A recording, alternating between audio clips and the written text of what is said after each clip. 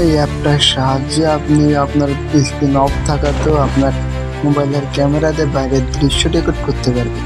Play স্টোরে এসে search করবেন থার্ড আই, এই অ্যাপটা ইনস্টল করে নেবেন।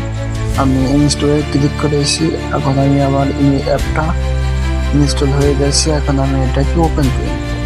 সিম্পলি কয়েকদিন বিরাট যতগুলো পারমিশন চাবে সবগুলো তুমি অ্যালাউ করে দিবা। ফাইল ইউজিং দ্য অ্যাপ, তারপর এটা অ্যালাউ করে দিবা। স্টার্টের উপর যখন ক্লিক করবা পারমিশন চাবা, এখান থেকে সেটিংসে যাবা। এখানে একটু হালকা সময় লোড নিতে পারে, এইরকম 5, 7 বা 10 সেকেন্ডের মতো লোড নিতে পারে।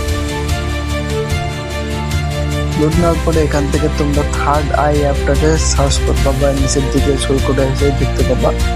অ্যাপটার উপর ক্লিক করে পারমিশনটা অ্যালাউ করে দেবা। তারপরে এখান থেকে দেখতে পাচ্ছি এখন কিন্তু আমার স্ক্রিন প্লে হচ্ছে।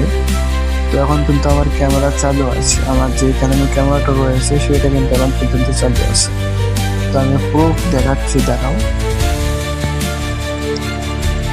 এটা কিন্তু আমি এখন অফ করেছি এবং নিচে দেখো এখান থেকে কিন্তু ভিডিওটা আমার অ্যালবামে চলে এসেছে।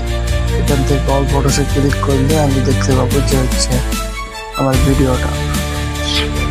তো এই ছিল আজকের ভিডিওটি ভালো লাগলে লাইক, কমেন্ট এবং ফলো করে সঙ্গে থাকবে।